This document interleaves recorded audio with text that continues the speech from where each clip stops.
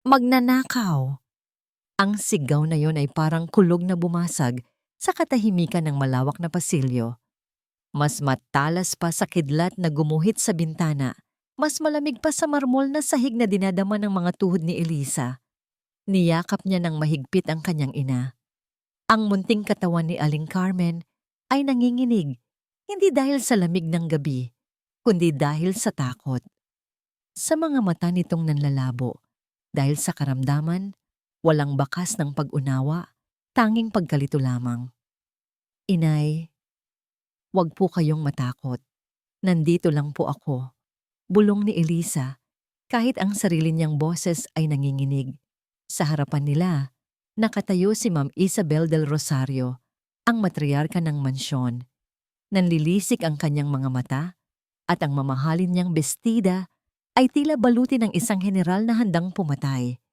Ang kanyang nanginginig na daliri ay nakaturo sa isang bagay na kumikinang sa mahigpit na hawak ni Aling Carmen. Isang gintong pineta. Hugis dahon. Pino ang pagkakagawa. Iyan. Tindinig ni Elisa ang muling sigaw ni Isabel. Matagal ko nang hinahanap iyan. At nasa inyo lang pala. Sa kamay ng isang matandang ulyanin na magnanakaw. Bawat salita ay parang latigo na humahaplos sa puso ni Elisa. Ma'am, hindi po totoo yan. Pakiusap niya. Ang mga luha ay nagsisimula nang mamuo sa kanyang mga mata. Hindi po magnanakaw ang nanay ko. Nakita niya lang po siguro yan kung saan. Huwag ka nang magsinungaling. Lumapit si Isabel. Bawat hakbang ay mabigat, nagdadala ng banta. Hinawakan ni Elisa ang kamay ng ina. Sinubukang itago ang pineta, pero huli na ang lahat. Mabilis na hinablot ni Isabel ang kamay ni Aling Carmen at pilit na binuksan ito. Napasigaw sa sakit si Aling Carmen. Inay, sigaw ni Elisa. Isang malutong na sampal ang dumapo sa pisngi ni Elisa.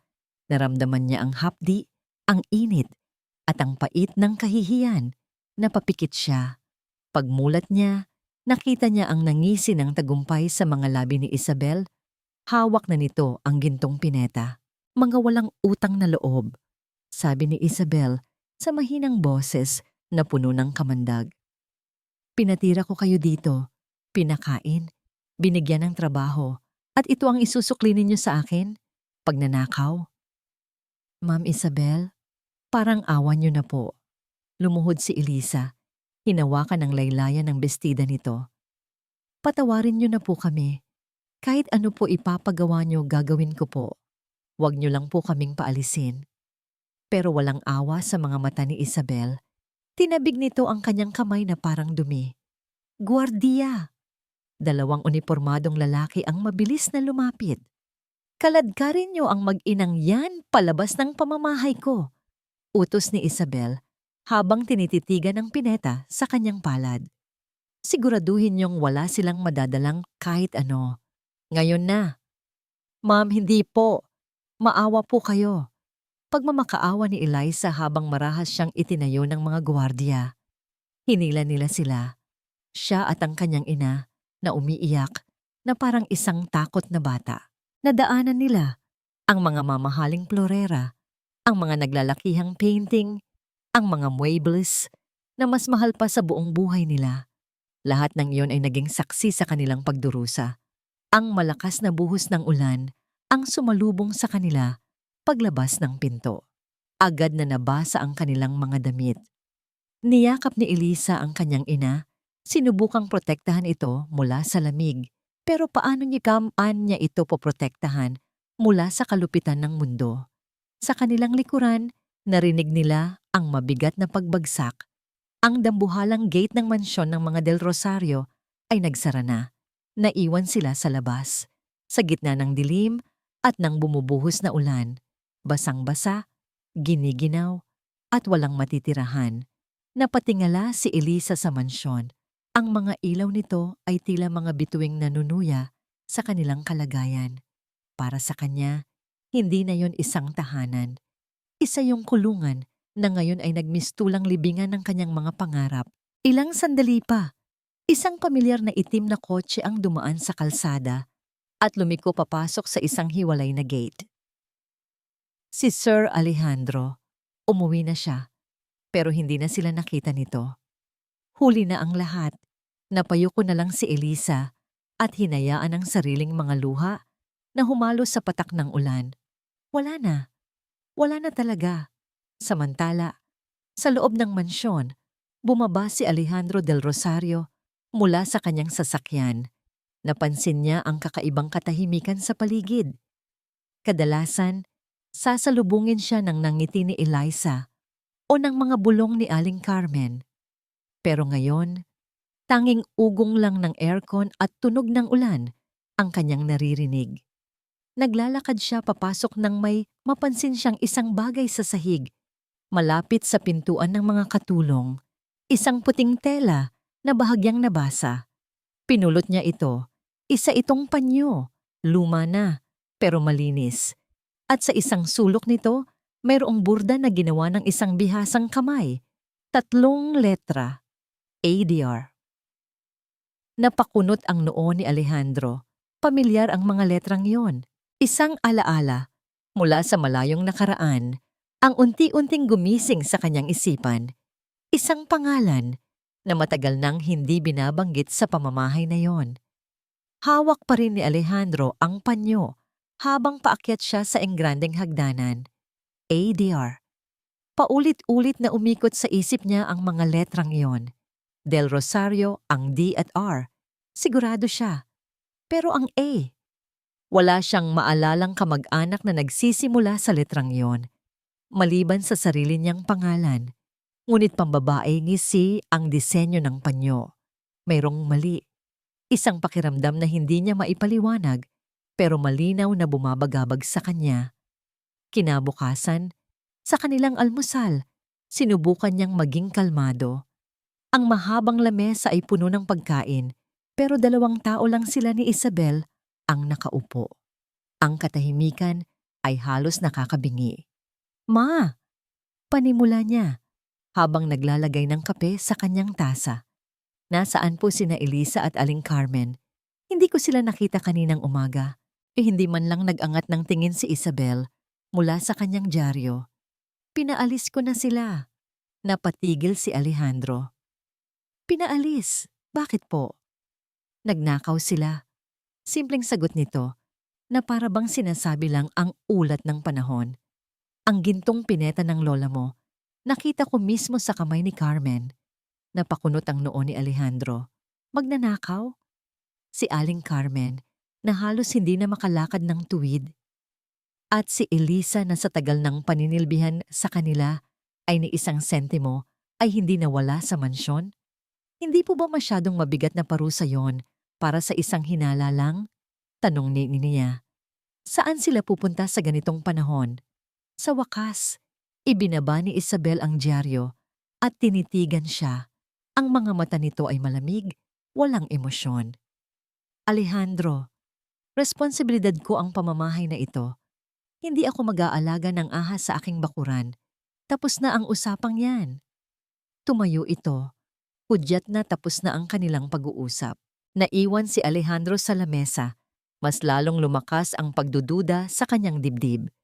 Kilala niya si Isabel. Mahigpit ito. Pero ang ganitong klase ng kawalang awa ay hindi normal. Mayroon itong itinatago. Hindi na siya pumasok sa opisina ng araw na yon. Sa halip, tinungo niya ang lugar sa mansyon na bihira nang puntahan ni Numan, ang lumang aklatan ng kanyang lolo Ricardo. Makapal ang alikabok sa mga libro at amoy ng lumang papel ang sumalubong sa kanya. Isinara niya ang mabigat na pinto. Dito, malayo sa mga mata ni Isabel, magsisimula siyang maghanap. Hindi niya alam kung ano ang kanyang hinahanap. Mga lumang dokumento, papeles, kahit ano na pwedeng magbigay ng liwanag. Inisa-isa niya ang mga drawer ng malaking lamesa na gawa sa nara. Puro mga lumang business contracts at land titles ang nandoon. Hanggang sa isang estante sa pinakasulok, nakita niya ang isang baul. Binuksan niya ito. Sa loob, maayos na nakasalansan ang mga lumang photo album. Umupo siya sa sahig at sinimulang buklatin ang mga pahina, mga larawan ng kanyang lolo't lola noong kabataan nila, mga party noong dekada 70, mga litrato niya noong bata pa siya. Napatigil siya sa isang particular na album. Mas luma ito kaysa sa iba. Sa isang pahina, nakita niya ang isang family picture. Naroon ang kanyang lolo Ricardo, nakangiti. Sa tabi nito, ang kanyang ama noong binatilyo pa. At sa kabilang tabi ng kanyang lolo, mayroong isang babaeng nakangiti rin. Maganda ito, mahaba ang buhok at may hawak na bulaklak. Pero ang mukha ng babae, punit. Maingat na tinanggal ang bahagi ng litrato para hindi makilala kung sino siya. Kinilabutan si Alejandro. Bakit mayroong sisira sa isang lumang litrato ng ganito? Binuklat pa niya ang mga sumunod na pahina. May isa pang litrato, ang lolo niya ulit, nakatayo sa hardin. At sa likod nito, bahagyang natatakpan ng isang halaman, ay ang babae ulit. Sa pagkakataong ito, buo ang kanyang mukha. Pamilyar ang nangiti, ang mga mata. Kamukhang kamukha niya si Aling Carmen nung kabataan nito. Napatayo si Alejandro, nanginginig ang mga kamay. Ang panyo, ang punit na litrato, ang biglaang pagpapaalis sa mag-ina. Nagkabuhol-buhol ang lahat sa kanyang isipan. Sino ang babaeng ito? Bakit kailangang itago ang kanyang pagkatao? Kinuha niya ang kanyang cellphone mula sa bulsa. Mayroon siyang dapat tawagan. Isang taong mapagkakatiwalaan niya, isang taong sanay sa paghahanap ng mga bagay na ayaw ipahanap ng iba. Nag-dial siya ng numero. Rivera, sagot ng boses sa kabilang linya. Rivera, si Alejandro ito, sabi niya, habang nakatingin pa rin sa litrato. May ipapatrabaho ako sa'yo, disente ang bayad, pero kailangan kong maging napakadiskreto nito. Ayokong may makaalam, lalo na si Isabel. Narinig niya ang pag-ubo sa kabilang linya. Sir Alejandro, mukhang seryoso yan. Ano po ang kailangan nyo? Gusto kong alamin mo ang lahat. Huminga ng malalim si Alejandro. Lahat ng impormasyon tungkol sa isang babae, Amelia del Rosario. Ilang segundong katahimikan ang sumunod. Amelia, pag-uulit ng pribadong investigador. Pasensya na sir, pero hindi ba't yan ang pangalan ng kapatid ng lolo nyo na namatay sa isang aksidente? Matagal na panahon na. Iyan din ang alam ko, sagot ni Alejandro. Lalong tumitindi ang determinasyon sa kanyang boses. Pero gusto kong malaman kung totoo nga. Gusto kong malaman ang lahat. Samantala, sa kabilang dako ng syudad, ang katotohanan ay hindi mahalaga.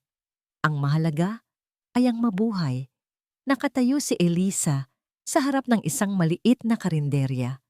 Pasensya na, Hija, sabi ng matandang may-ari. Puno na kami. At saka, kailangan ko ng may papeles, NBI clearance, SSS. Tumango na lang si Elisa at malungkot na umalis. Ito na ang pang-5 lugar na pinuntahan niya ngayong umaga. Restaurant, laundry shop, pabrika. Lahat pare-pareho ang sagot. O kaya naman, sa sandaling marinig nila ang pangalan niya at malaman kung saan siya dating nagtatrabaho, bigla na lang silang umaatras. Ang anino ng mga Del Rosario ay mahaba. Nararamdaman niya ito kahit sa labas ng kanilang mansyon. Parang isang sumpa na nakakabit sa kanyang pangalan. Bumalik siya sa isang maliit at masikip na kwartong inuupahan nila na nakuha lang niya kapalit ng halos lahat ng natitira niyang ipon. Naabutan niyang mahimbing na natutulog ang kanyang ina sa isang manipis na banig. Payapa ang mukha nito, tila walang kamalay-malay sa bigat ng problemang kanilang kinakaharap. Umupo siya sa tabi nito at hinaplos ang kulubot nitong pisngi. Napansin niya ang blangkong ekspresyon sa mga mata ni Aling Carmen kahit ito'y natutulog, isang paalala ng sakit na unti-unting kumakain sa mga alaala nito. Inay, bulong niya. Ano po ba talaga ang nangyari noon? Sino po ba talaga kayo? Pero tanging mahinang hilik lang ang isinagot nito. Tiningnan ni Elisa ang kanyang palad. Wala nang natitira sa kanilang pera. Bukas, kakailanganin na naman niyang maghanap ng trabaho. At bukas, malamang, mabibigo na naman siya. Naramdaman niya ang unti-unting paggapang ng kawalan ng pag-asa. Paano na sila? Paano niya mapapakain at maaalagaan ang kanyang ina kung pati ang mundo ay isinasara ang lahat ng pinto para sa kanila? Isinandal niya ang kanyang ulo sa maruming pader at pumikit. Naisip niya si Sir Alejandro. Sa maikling sandali, umasa siyang tutulungan sila nito na maiintindihan nito ang kanilang sitwasyon. Pero isang araw na ang lumipas at walang anino nito ang nagpakita. Siguro, tulad ni Isabel, naniniwala rin itong magnanakaw sila. Tulad ng lahat ng mayayaman, para sa kanila, ang mga mahihirap ay laging may kasalanan. Napabuntong hininga na lang si Elisa. Wala siyang pwedeng asahan kundi ang sarili niya. Mula sa maliit na bag na dala nila, may kinuha siyang isang bagay. Isang litratong luma at lukot na. Ang tanging bagay na naisalba niya mula sa kanilang mga gamit. Ang larawan ng isang magandang babae at isang hardinero nakatayo sa harap ng gate ng mansyon ng mga Del Rosario. Ang babae sa litrato, ang kanyang ina noong kabataan nito. Pinagmasdan niya itong mabuti. Mayroong saya sa mga mata nito, isang klase ng saya na hindi niya pa kailanman nakita sa personal. Sino ka man noon, inay? Bulong niya sa litrato. Hindi ako susuko para sa'yo. Itinabi niya ang larawan at tumayo. Kakailanganin niyang maging matatag para sa kanilang dalawa. Hindi niya alam na sa parehong sandaling iyon, sa isang marangyang aklatan, isang lalaki ang nakatitig din sa halos kaparehong mukha. Nagtatanong ng halos kaparehong mga tanong. At ang mga tanong na yon ay malapit ng magbunga ng mga sagot na yayanig sa mundo nilang dalawa. Lumipas ang mga araw na parang mabibigat na anino. Bawat isa ay mas madilim kaysa sa nauna. Ang kanilang maliit na inuupahan ay naging kulungan ng gutom at pag-aalala. Ang kaunting perang naipon ni Elisa ay unti-unti nang nauubos, napupunta sa upa at sa lugaw na siyang laman ng kanilang tiyan halos araw-araw. Ang kanyang mga paa ay napudpud na sa kakalakad. Ang kanyang boses ay paos na sa pakikiusap. Pero ang bawat pintong kanyang kinatok ay nanatiling sarado. Isang gabi, habang binabantayan niya ang mahimbing na tulog ng kanyang ina, naramdaman ni Eliza ang matinding panghihina. Napatingin siya sa kanilang huling piraso ng tinapay sa ibabaw ng isang lumang lata. Para bukas. Pagkatapos niyon, wala na. Napayuko siya at tahimik na umiyak. Ang bigat sa kanyang dibdib ay parang isang malaking bato na hindi niya kayang buhatin. Susuko na ba siya? Hahayaan na lang ba niyang ganito ang kanilang maging kapalaran? Elisa? Isang mahinang tinig ang pumunit sa katahimikan. Nag-angat ng ulo si Elisa. Gising ang kanyang ina. Nakatitig ito sa kanya, pero ang mga mata nito may kakaiba. Ang dating blangko at nalilitong tingin ay napalitan ng panandaliang linaw. Para itong isang bintanang biglang hinawian ng hamog. Inay? Lumapit si Eliza. Maingat na hinawakan ang kamay ng ina. Ang balat nito ay malamig, ngunit ang pagkakahawak nito, pabalik ay may di inaasahang higpit. Ang hardin. Bulong ni Aling Carmen, ang mga mata ay nakatitig sa kawalan, tila may tinitignang isang tanawin mula sa malayong nakaraan. Ang mga rosas, mga puting rosas. Anong hardin po, inay? Tanong ni Elisa, halos hindi humihinga sa takot na baka maputol ang sandaling ito. Hindi siya sinagot ng ina. Sa halip, isang butil ng luha ang pumatak mula sa mata nito. Nangako siya. Sabi niya, aalagaan niya ang ako. Sabi niya, babalikan niya ako. Ang boses nito ay puno ng hinanakit, isang sakit na nanatiling buhay sa kabila ng paglimot ng isipan. At dahan-dahan, ang liwanag sa mga mata ni Aling Carmen ay nagsimulang kumupas. Ang pagkalito ay bumabalik na parang ulap. Ngunit bago ito tuluyang lamunin ng dilim, humigpit ang hawak nito sa kamay ni Eliza. "Ipangako mo sa akin, anak," sabi nito sa huling hininga ng linaw. "Ipangako mo, ibabalik mo ang hardin." Pagkatapos noon, bumitaw ang kamay nito at muli itong pumikit, bumalik sa mahimbing na pagkakatulog.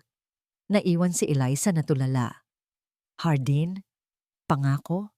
Sino ang siya? Ang mga salitang yon ay walang kahulugan, ngunit ang bigat ng damdamin sa likod ng mga yon ay tumagos hanggang sa kanyang kaluluwa. Hindi na ito simpleng paghahanap ng trabaho. Hindi na ito simpleng paghahanap ng makakain. May isang kwentong nakabaon sa nakaraan ng kanyang ina.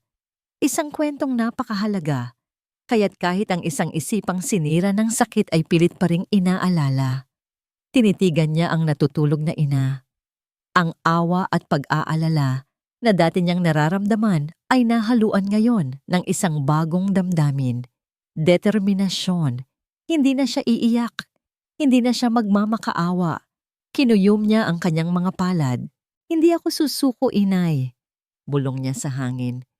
"Hindi ko man naiintindihan, pero hahanapin ko ang sagot. Pangako." Dahil sa bagong lakas na ito, may naisip siyang gawin. Ang kanilang maliit na bag. Ang tanging pag-aari na nadala nila mula sa mansyon. Marahil, mayroon doong kahit anong maliit na bagay na makakatulong. Maingat niyang hinalungkat ang mga damit. Isang lumang rosaryo, isang pares ng tsinelas, mga damit na kupas na, walang espesyal. Halos mawalan na siya ng pag-asa nang makapanya ang isang maliit na bulsa sa loob ng isa sa mga lumang bestida ng kanyang ina. Isang bulsang hindi niya napansin dati. May matigas na bagay sa loob. Dahan-dahan, nanginginig ang mga kamay. Inilabas niya ito. Isang litratong nakatupi at halos madurog na sa kalumaan. Maingat niya itong binuklat. Ang kulay ng larawan ay kupas na, ngunit ang mga imahe ay malinaw pa rin. 2 tao. Ang isa ay isang babae. Bata at nakangiti ng napakatamis. Walang duda. Ito ang kanyang ina. Ang ganda nito ay natural at ang mga matay nagniningning sa kaligayahan. Sa tabi nito ay isang lalaki. Matipuno ang katawan. Simple ang kasuotan na parang isang hardinero. Nakangiti rin ito habang nakatingin sa babae. Ang mga matay puno ng paghanga at pagmamahal. Ngunit hindi ang 2 tao ang nagpatigil sa paghinga ni Eliza. Ito ay ang lugar kung saan sila nakatayo. Sa likod nila, malinaw na malinaw, ay ang marangya at bakal na gate na may simbolo ng pamilya del Rosario. Ang parehong gate na isinara sa kanilang harapan ilang gabi na ang nakalipas. Napatakip si Eliza sa kanyang bibig. Ang pagtibok ng kanyang puso ay umalingaw-ngaw sa kanyang mga tainga. Ang pineta, ang mga salita tungkol sa hardin. At ngayon, ang litratong ito, hindi aksidente ang lahat. Ang koneksyon ng kanyang ina sa pamilya del Rosario ay hindi nagsimula sa pagiging isang simpleng labandera. Mayroon pang iba. Isang bagay na mas malalim, mas komplikado. At isang bagay na handang ipatay ni Isabel del Rosario para manatiling nakabaon sa limot. Ilang araw nang hindi mapakali si Alejandro. Ang mga ulat mula kay Rivera ay paunti-unti at walang katiyakan. Parang may isang malaking pader na nakaharang sa bawat pagsubok nilang alamin ang nakaraan. Ang mga ospital ay walang record ng isang Amelia del Rosario na namatay sa aksidente. Ang mga posibleng kakilala ay bigla na lang naglaho o tumatangging magsalita. Malinaw na mayroong nagtatakip sa mga bakas. At alam ni Alejandro kung sino iyon. "Sir, may nahanap ako," sabi ni Rivera sa kabilang linya isang hapon. "Isang kasambahay na matagal nang nagsilbi sa pamilya niyo. Matanda na. Nakatira sa isang probinsya sa Laguna." Agad na naramdaman ni Alejandro ang pagbilis ng tibok ng kanyang puso. "Magaling. Kausapin mo siya." Sinubukan ko na, sir. Sagot ni Rivera. Ayaw niyang magsalita sa telepono. Takot. Sabi niya, kung seryoso daw kayo, kayo mismo ang pumunta. Hindi nagdalawang isip si Alejandro. Kinabukasan maaga pa lang, minaneho na niya ang kanyang sasakyan papuntang Laguna. Walang driver, walang bodyguard. Ito ay isang bagay na kailangan niyang gawin ng mag-isa. Natagpuan niya ang maliit na bahay kubo sa gitna ng isang palayan, tulad ng itinuro ni Rivera. Isang napakatandang babae, marahil ay nasa 80 anyos na, ang sumalubong sa kanya sa may pintuan. Ang mga mata nito ay naniningkit habang tinititigan siya. "Sino ka?" tanong nito. Ang boses ay mahina, ngunit matatag. "Ako po si Alejandro del Rosario." Magalang niyang sagot. "Apo po ako ni Don Ricardo." Biglang nagbago ang ekspresyon ng matanda. May bahid ng gulat, takot, at lungkot ang gumuhit sa kulubot nitong mukha. Pinapasok siya nito sa maliit na sala. "Aling Nena, tama po ba?" tanong ni Alejandro. Tumango ang matanda. "Ano ang kailangan ng isang Del Rosario sa isang abang katulad ko?" "Gusto ko pong malaman ang katotohanan," diretsong sabi ni Alejandro, "tungkol kay Amelia del Rosario." Napaiwas ng tingin si Aling Nena. Nanginginig ang mga kamay nitong nagsali ng tubig sa baso. Matagal nang patay si Senyorita Amelia. Aksidente. Iyon ang alam ng lahat. Pero hindi po yun ang totoo. Hindi ba? Giit ni Alejandro. Kinuha niya ang panyong may burdang ADR mula sa kanyang bulsa at ipinatong sa maliit na lamesa. Nanlaki ang mga mata ni Aling Nena nang makita ito. Dahan-dahan, hinaplos niya ang burda.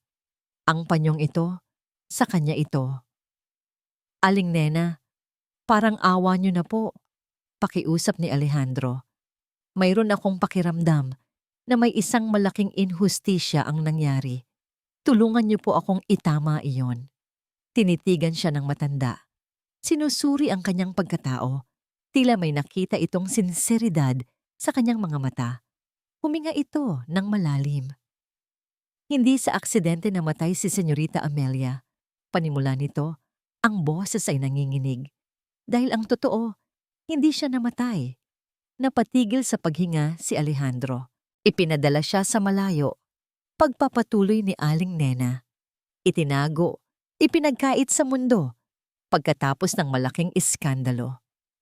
"Anong iskandalo?" "Umibig siya," sabi ng matanda. May ngiti ng alaala sa kanyang mga labi. Umibig siya sa isang lalaking hindi niya kauri. Si Mateo, ang hardinero. Isang mabuting tao si Mateo. Totoo siyang minahal ni Senyorita Amelia. Naalala ni Alejandro ang litrato ng lalaking hardinero na nakita ni Elisa. Pero nalaman ng iyong Lolo Ricardo. Nagalit ito. Ipinagbabawal ang kanilang pag-iibigan. Pero huli na ang lahat. Anong ibig niyong sabihin? Tumingin si Aling Nena ng diretso sa kanyang mga mata. Nagbunga ang kanilang pagmamahalan. Nagdalang tao si Senyorita Amelia. Parang isang malakas na suntok sa sikmura ang naramdaman ni Alejandro. Isang anak. Mayroon siyang pinsan na hindi niya kilala. Iyon ang hindi matanggap ng iyong lolo.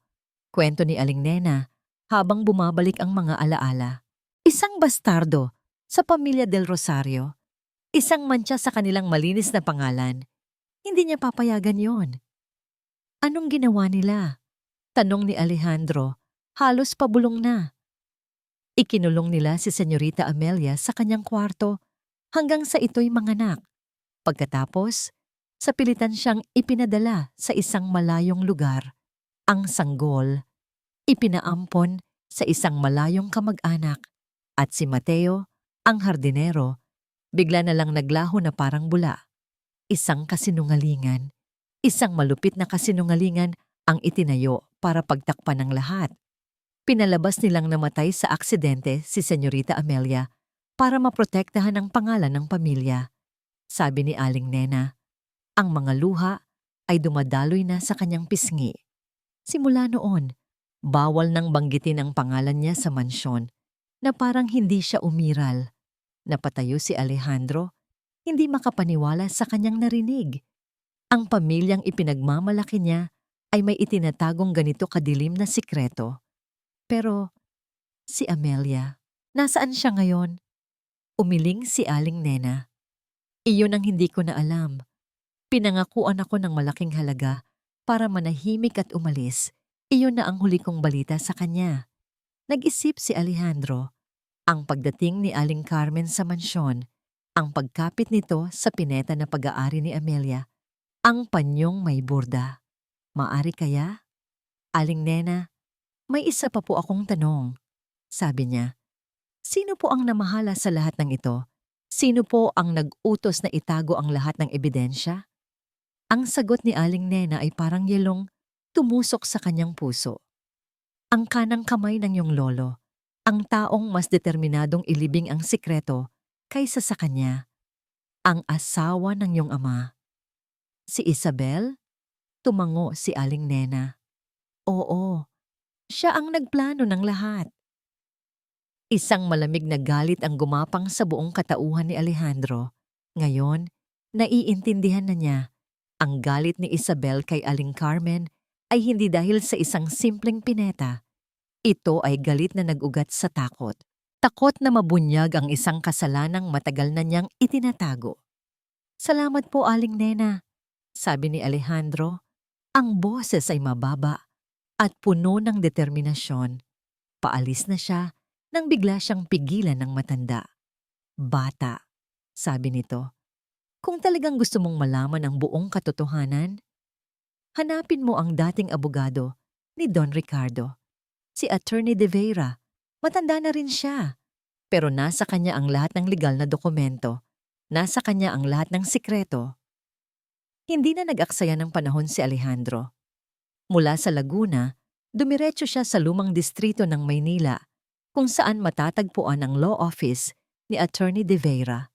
Ang gusali ay lumana. Ang amoy ng papel at tinta ay nanunuot sa bawat sulok. Ito ay isang lugar kung saan ang mga sikreto ay ligtas na nakatago.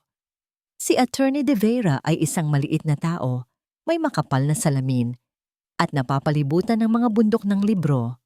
Sa kabila ng kanyang edad, ang kanyang mga mata ay matalas pa rin. Don Alejandro, bati nito, tila hindi nagulat sa kanyang pagdating.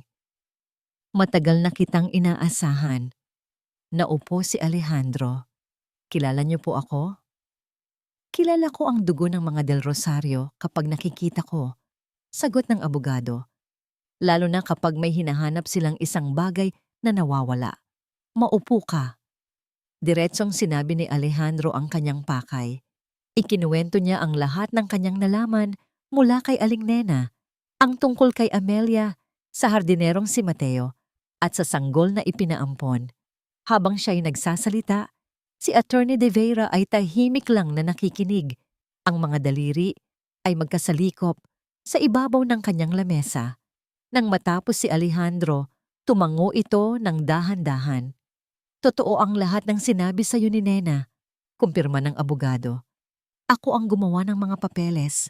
Ako ang tumulong sa iyong lolo na ayusin ang gulo. Isa iyon sa mga pinakamalaking pinagsisihan ko sa aking buhay.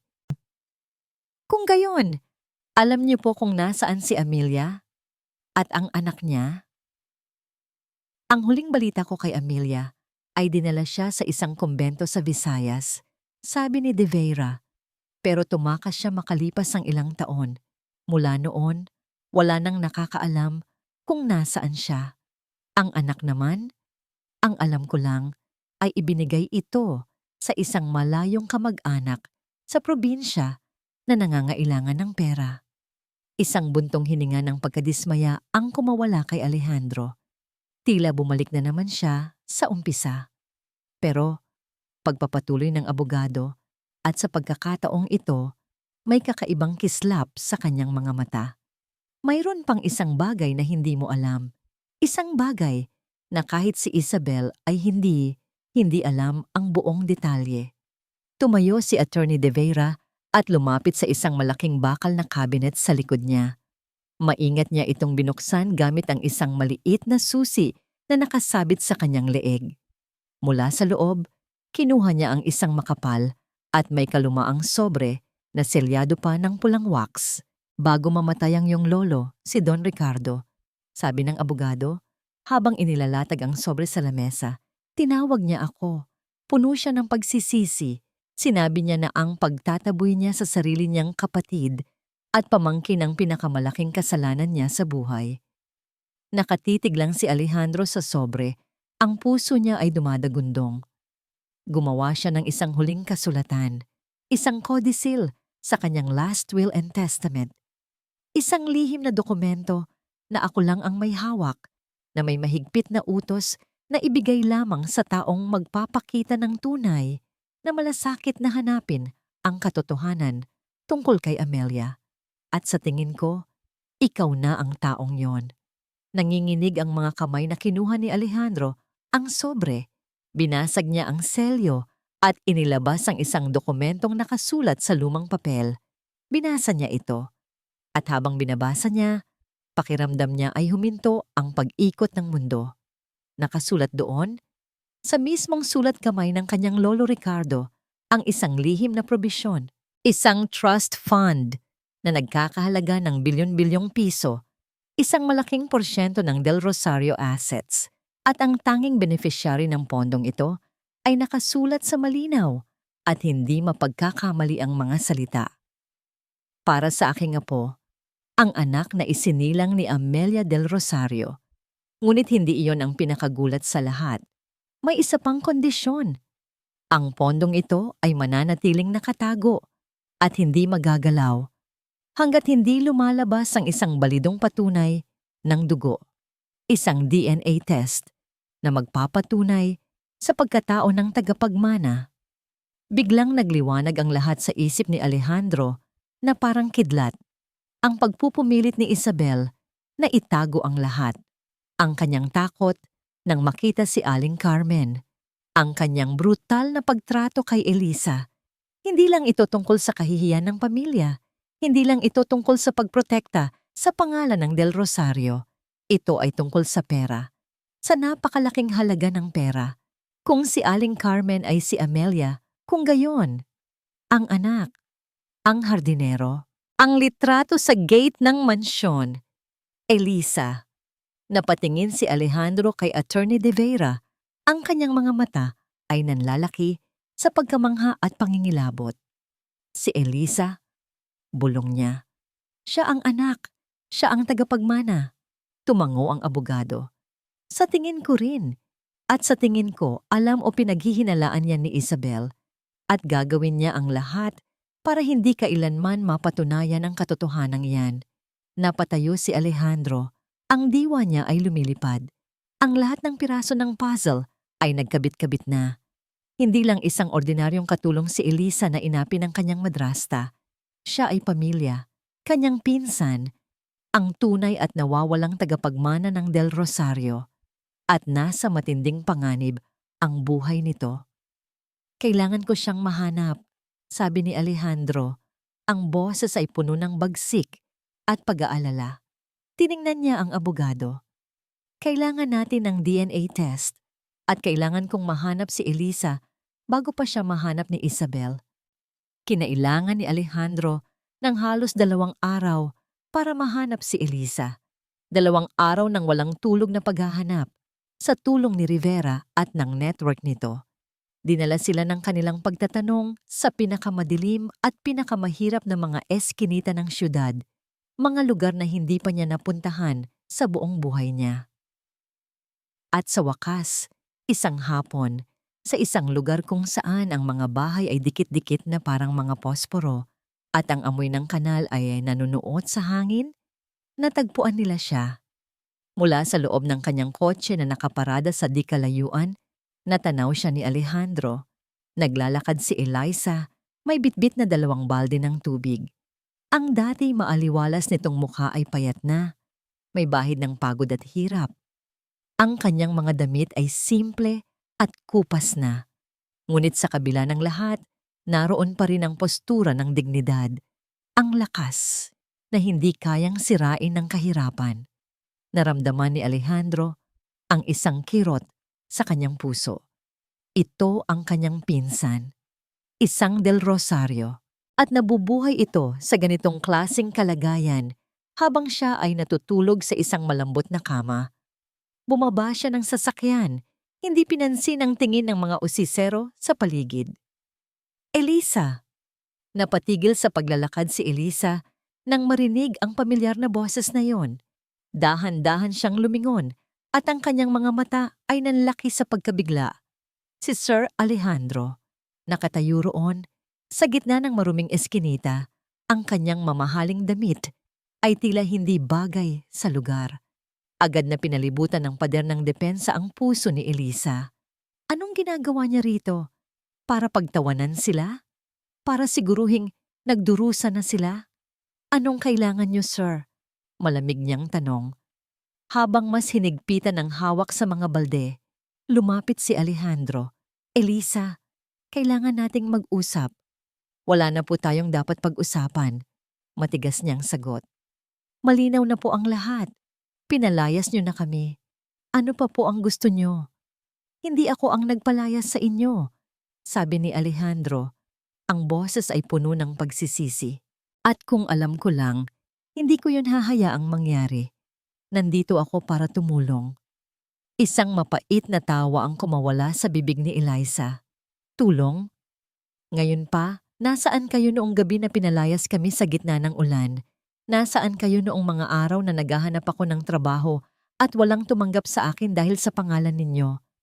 Huwag niyo na kaming paglaruan, Sir Alejandro. Hindi kami mga laruan. Nasaktan si Alejandro sa bawat salita. Alam niyang may karapatan itong magalit. Makinig ka muna sa akin, please. Pakiusap niya. May mga nalaman ako. Tungkol sa pamilya ko. Tungkol sa nanay mo. Ang nanay ko? Lalong tumaas ang depensa ni Elisa. Huwag na huwag niyong isasama ang nanay ko sa mga laro ninyo. Sinubukan niyang lampasan si Alejandro, pero marahan itong hinawakan ng kanyang braso. Elisa, ang nanay mo, hindi siya si Aling Carmen. Napatigil si Elisa. Anong sinasabi mo? Tinitigan siya ni Alejandro ng diretso sa mga mata. Ang pangalan niya ay Amelia. Amelia del Rosario. Kapatid siya ng lolo ko. Parang bombang sumabog ang mga salitang iyon sa pandinig ni Elisa, Amelia. Ang hardin, ang litrato, ang mga pira-pirasong alaala. Pero mas malakas ang kanyang galit at pagdududa. Sinungaling! Sigaw niya at pilit na binawi ang kanyang braso. Isa lang itong paraan para lokohin kami. Para ano? Para makuha niyo ulit yung pineta? Sa inyo na! Isaksak niyo sa baga niyo! Ang kanyang sigaw ay nakaagaw ng atensyon. May ilang kapitbahay na nagsimulang sumilip sa kanilang mga bintana. Hindi totoo yan, Elisa. Kailangan mo akong paniwalaan, sabi ni Alejandro. Ang boses ay desperado na. May panganib. Kailangan ko kayong protektahan mula kay Isabel. Proteksyon?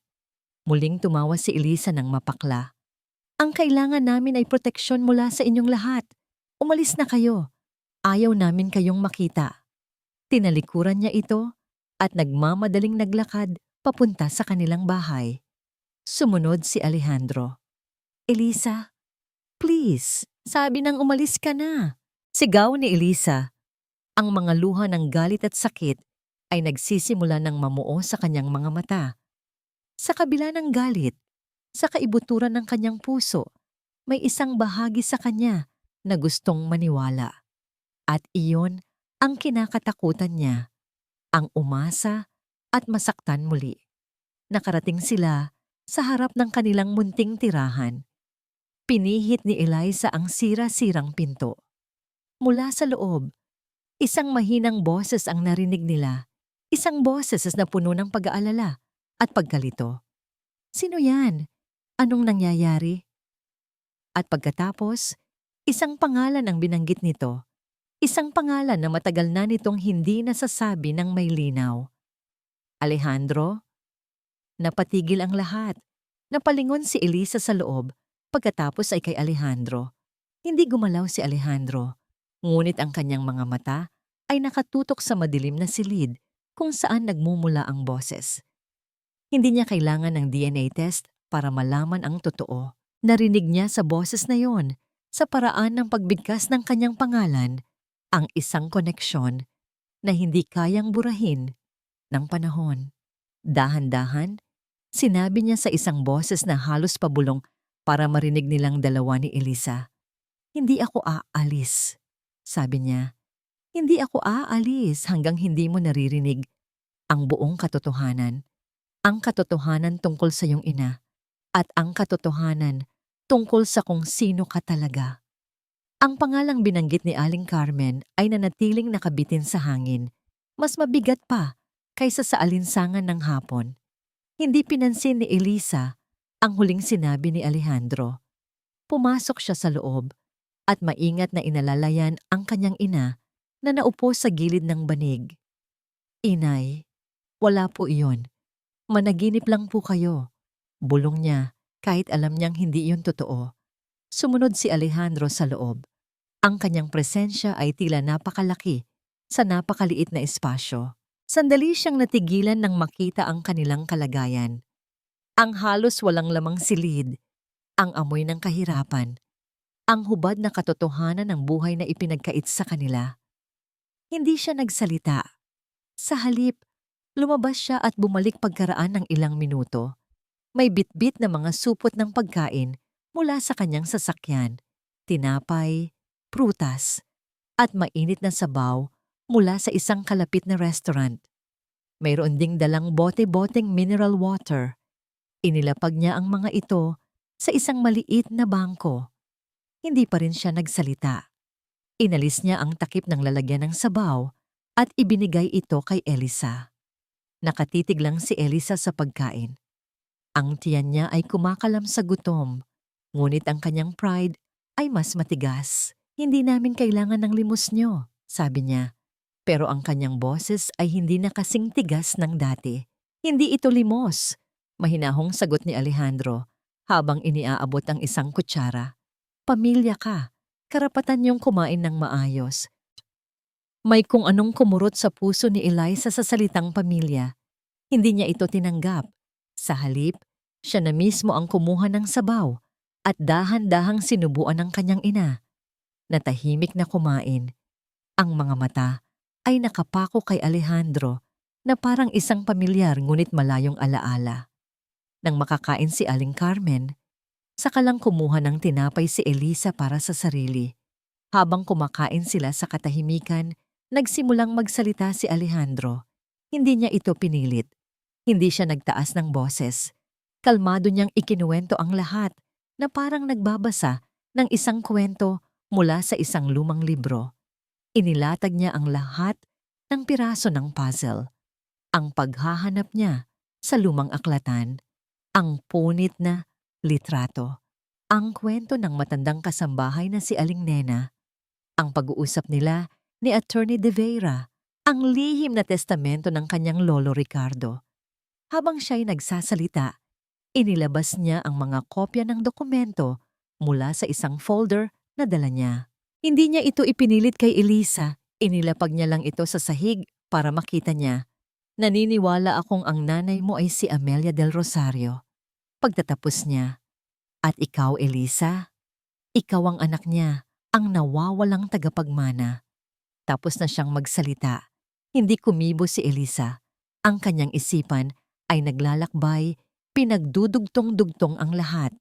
Ang pagkahumaling ng kanyang ina sa pineta. Ang mga bulong nito tungkol sa isang hardin. Ang litratong itinago nito. Ang biglaang paglilinaw ng kanyang isip nang marinig ang pangalan ni Alejandro. Ang lahat ay umaayon. Ngunit ang sakit ng pagtataksil ay napakalalim. "Kung totoo man yan," sabi niya sa wakas, ang boses ay basag. "Bakit ngayon lang? Buong buhay ko, namuhay kami sa hirap. Nagkasakit ang nanay ko nang walang perang pampagamot. Bakit ngayon lang kayo nagpakita?" Tumingin si Alejandro sa kanya. Ang mga mata ay puno ng pagsisisi na hindi niya maitago. "Dahil hindi ko rin alam, Elisa. Pinalaki ako sa isang kasinungalingan, tulad mo. Pero ngayong alam ko na, gusto kong itama ang lahat para sa'yo, para sa kanya. Itinuro niya si Aling Carmen. May isa pang bagay na inilabas si Alejandro mula sa kanyang folder, isang maliit na kit. Kailangan natin ng patunay, sabi niya. Isang DNA test, isang sample mula sa'yo at isa mula sa akin. Ito ang magpapatunay ng lahat, hindi para sa pera, Elisa, kundi para maibalik ang pangalan at ang dangal na ipinagkait sa nanay mo. Nakatitig si Elisa sa kit. Ito na, ang susi sa lahat, ang sagot sa lahat ng kanyang tanong. Ang takot ay naroon pa rin. Ang takot na umasa. Ang takot na baka isa lang itong masalimuot na panloloko. Pero nang tiningnan niya ang kanyang ina, na ngayon ay nakahawak sa laylayan ng damit ni Alejandro na parang isang batang kumakapit sa kanyang ama, alam na niya ang sagot. Ang kanyang ina ay nakakaramdam ng isang bagay na hindi kayang ipaliwanag ng lohika. Ang koneksyon ng dugo. Dahan-dahan, tumango si Elisa. Ang mga luha ay malayang dumaloy sa kanyang mga pisngi. Mga luha hindi na ng galit, kundi ng pagkalito, ng pagod, at ng isang maliit na binhi ng pag-asa. Para sa nanay ko, sabi niya, gagawin ko para sa kanya. Sa tulong ng isang nurse na kasama pala ni Alejandro na naghihintay sa sasakyan, mabilis at maingat nilang isinagawa ang proseso. Kumuha sila ng sample mula kay Elisa at kay Aling Carmen. Pagkatapos ng lahat, mayroong panandaliang katahimikan. Isang katahimikan na puno ng hindi masabing mga emosyon. Magiging maayos din ang lahat, sabi ni Alejandro. Ngunit sa sandaling iyon, isang malakas na katok sa pinto ang bumasag sa kanilang katahimikan. Elisa, buksan mo ito. Nagkatinginan sila ni Alejandro. Parehong may pag-aalala. Pagbukas ni Elisa ng pinto, bumungad sa kanila ang dalawang pulis. Sa likod ng mga ito, nakatayo ang isang abogado ni Isabel. May ngisi ng tagumpay sa mga labi. Elisa, sabi ng pulis habang ipinapakita ang isang papel. Inaaresto ka namin sa salang pananakit at paninirang puri laban kay Ginang Isabel del Rosario. Ang mga salita ng pulis ay parang dagundong ng kulog sa loob ng maliit na silid. Arrest warrant? Pananakit? Paninirang puri? Ano? Wala akong ginagawang masama. Sigaw ni Elisa. Ang pag-asang kanina lang ay sumibol sa kanyang puso ay biglang dinurog. Sumama ka na lang sa amin sa presinto para magpaliwanag, sabi ng isang pulis habang papalapit sa kanya. Humarang si Alejandro. Teka muna, opisyal. Ano ang basehan nito? Isa itong malinaw na paninikil. Ngumisi ang abogado ni Isabel. Mayroon kaming medical certificate, Sir Alejandro. At may mga testigo kami na nakarinig sa mga pagbabanta ni Elisa. Kung ako sa'yo, hahayaan mo na lang ang batas na gawin ang trabaho nito. Ang lahat ay isang malaking setup. Isang ganti ni Isabel. Nalaman nitong hinahanap niya si Elisa at umaksyon ito para unahan siya. Inay, sigaw ni Elisa habang marahas siyang hinawakan ng mga pulis. Ang biglaang komosyon ay nagdulot ng matinding pagkatakot kay Aling Carmen. Nagsimula itong magwala. Sumisigaw ng mga salitang walang kahulugan. Huwag niyong saktan ang anak ko, huwag. Elisa, huwag kang mag-alala. Gagawa ako ng paraan. Sigaw ni Alejandro habang sinusubukan niyang pakalmahin si Aling Carmen na ngayon ay nanginginig na sa takot. Kinaladkad ng mga pulis si Elisa palabas.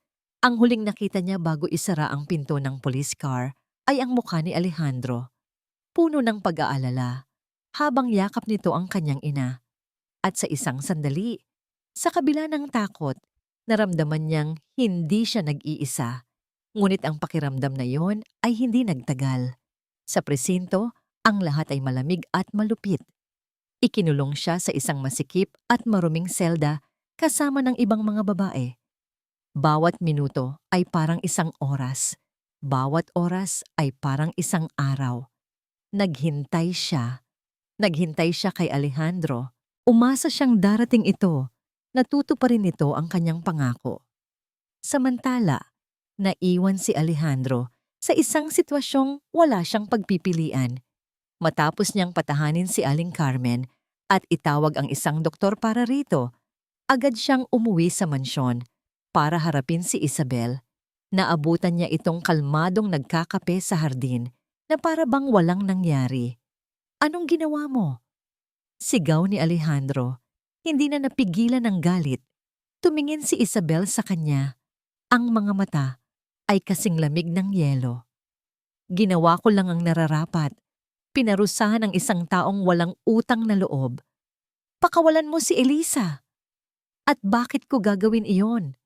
tanong ni Isabel habang dahan-dahang inilapag ang kanyang tasa. "Para hayaan kang ipagpatuloy ang kahibangan mong ito? Ang halongkatin, ang mga bagay na matagal nang nakalibing?" "Hindi ito kahibangan," giit ni Alejandro. "Katotohanan ito. Karapatan nilang malaman ang totoo." Isang malamig na ngiti ang sumilay sa labi ni Isabel. "Katotohanan, Alejandro? Sa mundong ito, ang katotohanan ay pag-aari ng kung sino ang may kapangyarihan. At sa pamilyang ito, ako ang may hawak ng kapangyarihan." Lumapit ito sa kanya. Ang boses nito ay naging isang mapanganib na bulong. "Makinig ka, apo. Mahal kita. Kaya bibigyan kita ng isang pagkakataon. Itigil mo na ito. Kalimutan mo na sina Amelia at ang bastarda niyang anak. Itapon mo ang mga papeles na hawak mo. Manahimik ka. Kapag ginawa mo yan, bukas na bukas din, makakalaya ang Elisa na yan." Napatitig si Alejandro. Hindi siya makapaniwala sa kanyang naririnig. Pero pagpapatuloy ni Isabel, ang mga mata ay nanlilisik. "Kapag nagpatuloy ka, kapag itinuloy mo ang DNA test na yan at sinubukan mong ipaglaban sila, sisiguraduhin kong mabubulok ang babaeng iyon sa kulungan. Gagamitin ko ang lahat ng pera at impluwensya ko para gumawa ng mga kasong hindi niya kailanman matatakasan. At ang ulyanin niyang ina, sino ang mag-aalaga sa kanya? Mamamatay siyang mag-isa sa isang institusyon ng gobyerno." Bawat salita ay parang suntok na tumama kay Alejandro. Ito ay isang blackmail, isang brutal at walang awang blackmail. Ipinipit siya nito sa isang sulok kung saan kahit anong piliin niya, mayroong matatalo. Kung ipaglalaban niya ang katotohanan, mapapahamak si Elisa. Kung ililigtas niya si Elisa, mamamatay ang katotohanan. Tinalikuran siya ni Isabel. "Pag-isipan mo, pero huwag kang magtatagal. Ang bawat araw na lumilipas ay isa na namang impyerno para sa kaibigan mo." Naiwan si Alejandro na nakatayo roon. Pakiramdam niya ay tinali ang kanyang mga kamay at paa. Ito ang kapangyarihang sinasabi ni Isabel. Ang kapangyarihang kayang durugin ang buhay ng isang tao nang walang kahirap-hirap. Sa kulungan, lumipas ang isa pang araw. Ang pag-asa ni Elisa ay unti-unti nang nauupos, napapalitan ng pamilyar na damdamin ng pag-iisa at pagkabigo. Walang Alejandro na dumating, walang abogado, walang sinuman. Isang pulis ang lumapit sa kanyang selda. "May balita para sa'yo," sabi nito sa walang ganang boses. "Ang nanay mo isinugod sa ospital, inatake sa puso." Gumuho ang mundo ni Elisa. "Ano? Kailangan ko siyang puntahan. Pakiusap, palabasin niyo ako." Pagmamakaawa niya habang inaalog ang rehas. "Hindi pwede," sabi ng pulis. "Pero may nagsabi sa akin na ang lalaking kasama niyo kahapon, si Mr. Del Rosario. Siya ang nag-atras ng lahat ng suporta. Hindi na siya tumawag, hindi na siya nagparamdam. Mukhang pinabayaan ka na niya." Ang mga salitang yon ang pumatay sa huling ningas ng pag-asa sa puso ni Elisa. Pinabayaan. Muli, pinabayaan siya. Muli, umasa siya sa isang Del Rosario. At muli, nasaktan siya. Ang lahat ng sinabi nito, ang lahat ng pangako, ang lahat ng kwento, pawang kasinungalingan lang pala. Isa lang larong muli. Napaupo siya sa sahig. Ang mga tuhod ay nanghina. Ang sakit sa kanyang dibdib ay mas matindi pa kaysa sa gutom o pagod. Ito ang sakit ng pagtataksil. Nang sumunod na araw, isang abogado ang dumating para kausapin siya. Isang abogadong hindi niya kilala. "Hija," sabi nito sa malumanay na boses, "pinadala ako ni Ginang del Rosario. May alok siya para sa'yo. Umamin ka sa kasalanan. Sabihin mong nagsinungaling ka lang at nasaktan mo siya dahil sa galit. Kapag ginawa mo yan, babawiin niya ang kaso laban sa'yo at sasagutin niya ang lahat ng gastusin sa ospital ng nanay mo." Nakatitig lang si Elisa sa abogado. Ang isip niya ay blangko. Ang kanyang ina ay nasa ospital. Si Alejandro ay naglaho at siya ay nabubulok sa kulungan. Wala na siyang pagpipilian. Wala nang natira sa kanya. Talo na siya. Lahat ay nawala. Hindi naglaho si Alejandro. Nagtago lang siya sa dilim. Ang pananahimik niya ay hindi pagsuko. Ito ay isang estratehiya. Alam niyang kapag hayagan niyang kinalaban si Isabel, gagamitin nito si Elisa bilang alas. Kaya't pinili niyang magkunwaring talo. Hinayaan niyang isipin ni Isabel na nanalo na ito. Ngunit sa likod ng mga anino, kumikilos siya ng mas mabilis at mas maigting kaysa dati. Hindi ko pwedeng hayaan si Elisa na manatili sa kulungang yon kahit isang araw pa, sabi ni Alejandro sa kausap sa telepono habang naglalakad-lakad sa isang ligtas na lugar, malayo sa mga mata at tainga ng mansyon. "Naiintindihan ko, sir," sagot ni Attorney De Vera sa kabilang linya. "Pero paano no natin gagawin iyan nang hindi nalalaman ni Isabel?" "Gamitin natin ang pera ko. Hindi pera ng kumpanya, kundi ang personal kong ipon," desididong sabi ni Alejandro. "Mag-post ka ng piyansa para kay Elisa. Huwag mong ipaalam na galing sa akin. Sabihin mong galing sa isang anonymous na benefactor. At habang ginagawa mo yan, ako na ang bahala kay Aling Carmen." Pagkatapos ng tawag, personal na pinuntahan ni Alejandro ang pampublikong ospital kung saan dinala si Aling Carmen. Ang nakita niya ay dumurog sa kanyang puso. Nakahiga ito sa isang masikip na ward, kasama ng maraming iba pang pasyente, at tanging isang denumerong electric fan ang nagbibigay ng hangin. Hindi ito nararapat para kay Amelia del Rosario. Gamit ang kanyang impluwensya at pera, mabilis niyang inayos ang paglipat nito. Sa loob lamang ng ilang oras, si Aling Carmen ay nailipat na sa isa sa mga pinakamagandang pribadong ospital sa bansa, sa isang suite na may sariling nurse. Lahat ng gastusin ay binayaran niya ng maaga at ang tanging utos niya sa administrasyon ng ospital ay, "Huwag ninyong sasabihin kahit kanino kung sino ang nagbabayad." Sa kulungan, naghahanda na si Elisa na tanggapin ang alok ni Isabel. Handa na siyang isuko ang kanyang dangal para sa kaligtasan ng kanyang ina. Nakaupo siya sa isang sulok, naghihintay sa abogadong kukuha ng kanyang pirma nang isang gwardiya ang tumawag sa kanyang pangalan. "Eliza, laya ka na. May nagpiyansa sa'yo." Napatayo siya, hindi makapaniwala. "Sino po?" Nagkibit balikat ang gwardiya. "Hindi namin alam. Anonymous daw." Nang lumabas siya ng presinto, ang sikat ng araw ay tila tumusok sa kanyang mga mata. Laya siya. Pero paano? At nasaan ang kanyang ina? Ang kanyang puso ay puno ng pag-aalala.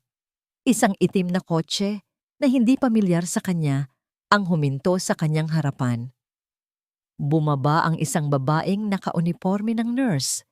"Miss Elisa?" Magalang na tanong nito. "Pinapasundo po kayo. Ang nanay niyo po ay ligtas na. Dinadala na po namin siya sa St. Luke's Hospital." "St. Luke's? Isa sa mga pinakamahal na ospital? Paanong? Sino po ang nag-utos nito?" Naguguluhang tanong ni Elisa. Ngumiti lang ang nurse. "Ang sabi po sa amin, isang mabuting Samaritano. Halika na po, Hinihintay na po kayo ng nanay ninyo. Puno man ng pag-aalinlangan, wala siyang ibang pagpipilian kundi ang sumama. Sa ospital, dinala siya sa isang maluwag at malinis na kwarto. Doon, nakahiga ang kanyang ina sa isang komportableng kama, nakakabit sa mga modernong aparato at binabantayan ng isang pribadong nurse. Mukha itong payapa. Ligtas! Napaiyak si Elisa at niyakap ang kanyang ina. Sino ang gumawa nito? Sino ang anghel na ito? Nang gabing iyon, habang binabantayan niya ang kanyang ina, isang delivery man ang nag-abot sa kanya ng isang simpleng kahon. Wala itong pangalan ng nagpadala. Nanginginig ang mga kamay na binuksan niya ito. Sa loob, nakalatag ang isang napakagandang bestida. Kulay asul ito. Simple ngunit elegante. Sa ilalim nito, may isang pares ng sapatos at isang maliit na sobre. Binuksan niya ang sobre. Sa loob, may isang imbitasyon. Isang imbitasyon para sa taunang charity ball ng Del Rosario Foundation. Ang pinakamalaking social event ng taon. At sa ilalim ng imbitasyon, may isang sulat kamay na mensahe. Isang pamilyar na sulat kamay. Huwag kang maniwala sa kanilang mga kasinungalingan. Maniwala ka sa akin. Dumating ka sa gabing iyon. Sa harap ng lahat, matatapos na ang lahat ng ito. Walang pirma. Pero hindi na niya kailangan pang makita. Alam na niya kung kanino ito galing. Si Alejandro. Hindi siya nito pinabayaan. Nagkunwari lang itong talo. At ngayon, inihahanda na nito ang huling paglaban. Hinawakan ni Elisa ang imbitasyon. Ang puso niya ay pinaghalong takot at pag-asa. Inimbitahan siya nito sa pugad ng mga leon, sa mismong sentro ng kapangyarihan ng kanyang mga kaaway. Ngunit sa pagkakataong ito, hindi na siya ang dating Elisa na marunong lang yumuko. Tumingin siya sa kanyang ina na mahimbing na natutulog. Tumingin siya sa eleganteng bestida. Ito na ang pagkakataon niya. Hindi lang para sa kanyang ina, kundi para sa sarili niya. Pupunta ako. Bulong niya sa katahimikan ng kwarto. Oras na para bawiin ang lahat ng kinuha nila sa atin. Ang Grand Ballroom ng Manila Peninsula ay kumikinang na parang isang kahon ng alahas. Ang mga naglalakihang chandelier ay nagbibigay liwanag sa mga taong nakabihis ng kanilang pinakamamahaling kasuotan. Ang tunog ng mahinang tugtugin ng biolin at ang masayang tawanan ay naghahalo sa hangin. Para itong isang eksena mula sa isang fairy tale. Ngunit para kay Eliza na nakatayo sa may pasukan, ito ay parang isang arena ng mga gladyador. Nanginginig ang kanyang mga kamay habang hawak ang maliit na purse. Ang bigat ng tingin ng mga tao ay halos magpabuwal sa kanya. Ang ilan ay tinititigan siya nang may pagtataka. Sino ang estrangherang ito? Ang iba, na marahil ay nakakilala sa kanya mula sa mga tsismis, ay nagbubulungan at tinatapunan siya ng tingin ng pandidiri. Gusto niyang tumakbo, gusto niyang bumalik sa ospital, sa tabi ng kanyang ina. Ngunit pagkatapos ay naalala niya ang mensahe ni Alejandro. Maniniwala ka sa akin. Huminga siya ng malalim, itinuwid ang kanyang likod, at nagsimulang maglakad papasok. Bawat hakbang ay mabigat. Ngunit bawat hakbang ay may kasamang determinasyon. Hindi na siya ang dating Eliza na nagtatago sa anino. Ngayong gabi, siya ay si Eliza, anak ni Amelia, at narito siya para bawiin ang kanilang dangal. Alejandro mula sa entablado. Natanaw ni Alejandro ang pagpasok ni Elisa. Sa isang iglap, tila huminto ang pag-ikot ng mundo para sa kanya. Sa gitna ng dagat ng mga pekeng ng ngiti at kumikinang na diamante, si Elisa ay namumukod tangi. Ang kanyang simpleng ganda na binalutan ng tapang at determinasyon ay parang isang purong liwanag. Ngumiti siya ng bahagya. Dumating ito. Nagtiwala ito sa kanya. At ngayon, sabi ng MC, tinatawagan natin ang ating butihing may bahay, ang haligi ng Del Rosario Foundation. Walang iba, kundi si Ginang Isabel Del Rosario. Umakyat si Isabel sa entablado sa gitna ng masigabong palakpakan. Mukha siyang reyna, nakasuot ng itim na gown na kumikinang, ang leeg ay napapalibutan ng mga dambuhalang perlas. Ngumiti siya sa lahat, isang ngiting perpekto at puno ng kabutihan, isang maskara. Magandang gabi sa inyong lahat, panimula nito. Nagagalak akong makita kayong muli sa ating taon ng pagtitipon para sa kawanggawa. Habang nagsasalita si Isabel tungkol sa pagtulong sa mga mahihirap at naapi, si Alejandro ay tahimik na naghanda sa gilid ng entablado. Hawak ng kanyang mga tauhan ang mga USB drive. Nakasetup na ang projector. Nasa posisyon na si Attorney De Vera malapit sa pasukan. Lahat ay nakahanda. Dahil sa pamilya Del Rosario, naniniwala kami na ang pinakamahalagang yaman ay ang isang malinis na pangalan at isang pusong handang tumulong. Iyon na ang hudyat. Isang napakagandang kasinungalingan, hindi ba? Isang boses ang pumutol sa talumpati ni Isabel. Lahat ng mata ay napalingon sa pinanggalingan nito. Si Alejandro, dahan-dahang lumalakad papunta sa gitna ng entablado, hawak ang isang mikropono. Natigilan si Isabel. Ang ngiti sa kanyang labi ay naglaho, napalitan ng gulat at galit. Alejandro, anong ginagawa mo? Ginagawa ko ang nararapat, sagot ni Alejandro. Ang kanyang boses ay umalingaw-ngaw sa buong ballroom. Tumingin siya sa mga audience. Magandang gabi po. Patawarin niyo ako sa abalang ito. Ngunit meron po akong isang kwentong kailangan ninyong marinig. Isang kwento tungkol sa isang sikretong matagal nang ibinaon ng aking pamilya. Guardia! Ibaba niyo siya sa entablado! Sigaw ni Isabel. Pero huli na ang lahat. Sa malaking screen sa likod nila, isang imahe ang lumabas. Isang lumang litrato. Ang litrato ni Amelia del Rosario. Bata, maganda, at puno ng buhay. Napaatras si Isabel na parang nakakita ng multo. Ang mga bulungan ay nagsimula sa mga audience. Ang pangalan niya ay Amelia del Rosario, kapatid ng lolo ko. Pagpapatuloy ni Alejandro. Ang kwento ng pamilya, namatay siya sa isang aksidente, pero yun po ay isang kasinungalingan. Sunod-sunod na lumabas ang mga ebidensya sa screen, ang testimonya ni Aling Nena sa video, ang larawan ni Amelia kasama ang hardinerong si Mateo, ang kopya ng lihim na testamento ni Don Ricardo. Ang katotohanan, sabi ni Alejandro, ang kanyang boses ay puno ng damdamin. Ay itinago si Amelia, itinaboy, binura sa aming kasaysayan dahil nagkasala siya ng isang bagay na hindi mapapatawad sa mata ng aking lolo. Umibig siya sa isang mahirap at hindi lang iyon. Nagbunga ang kanilang pagmamahalan. Hinanap ng mga mata ni Alejandro si Elisa sa gitna ng mga tao. Nagkaroon sila ng isang anak na babae.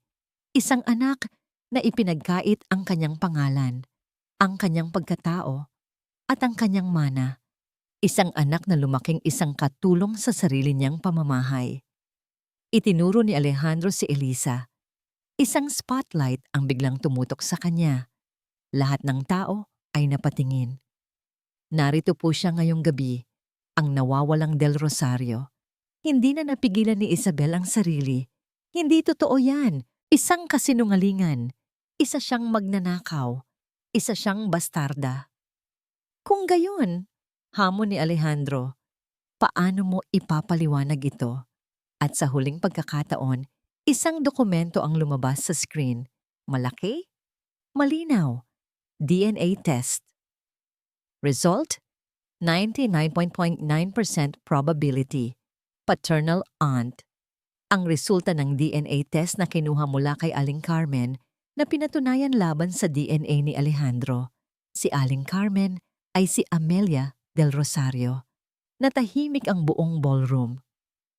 Tapos na ang laro, Isabel, sabi ni Alejandro. Ang boses ay malamig at matatag. Doon na tuluyang gumuho ang maskara ni Isabel. Ang kanyang mukha ay naging mukha ng isang demonyo. Dapat ay namatay na lang silang pareho. Sila ang dumi. Sila ang mantsa sa pangalan natin.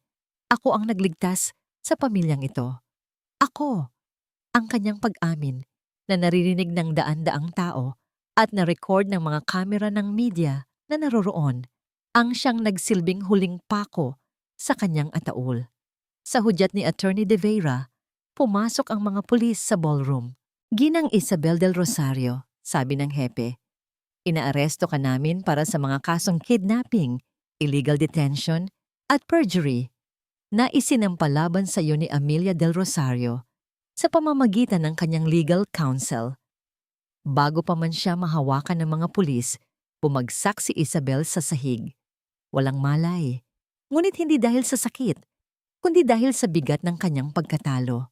Sa gitna ng kaguluhan, isang tao lang ang tinitingnan ni Alejandro. Si Elisa. Naglakad siya pababa ng entablado, tinahak ang daan sa gitna ng mga naguguluhang tao at huminto sa harapan nito. Wala silang sinabi. Sa harap ng daan-daang tao, dahan-dahan niyang kinuha ang kamay ni Elisa. At sa pagkakataong yon, hindi ito ang kamay ng isang amo sa isang katulong. Ito ay ang kamay ng isang pamilya na sa wakas ay muling nabuo. Ang mga sumunod na linggo ay parang isang panaginip. Ang eskandalo ng mga Del Rosario ay sumabog sa lahat ng pahayagan at balita. Ang pagbagsak ni Isabel ay naging usap-usapan sa buong bansa. Ngunit para kay Eliza ang lahat ng ingay na yon ay tila nasa napakalayong lugar. Ang mundo niya ay nasa loob ng isang tahimik na silid sa ospital. Nakatayo siya sa tabi ng bintana. Pinagmamasdan ang paglubog ng araw sa syudad. Sa kanyang likuran, sa kama, ay mahimbing na natutulog ang kanyang ina. Ang pangalan nito ay hindi na Aling Carmen. Sa chart ng ospital, malinaw na nakasulat, Amelia del Rosario. Mula nang mangyari ang gabi ng charity ball, nagkaroon ng malaking pagbabago sa kalagayan ng kanyang ina. Dinalaw ito ng mga pinakamagagaling na doktor. Bagamat sinabi nilang hindi na maibabalik ang lahat ng alaala na sinira ng Alzheimer's, ang pagbabalik ng kanyang pagkatao, ang pag-aalaga, at ang kapayapaan sa paligid ay nagdulot ng isang himala. Mas madalas na ngayon ang mga sandali ng kanyang paglilinaw. Minsan, habang sinusuklayan siya ni Elisa, bigla na lang itong magsasalita. Ang buhok mo, parang buhok ni Mateo. O kaya naman, habang nakatingin kay Alejandro na dumadalaw, sasabihin nito, kamukha mo ang Kuya Ricardo ko. Maliliit na piraso ng nakaraan.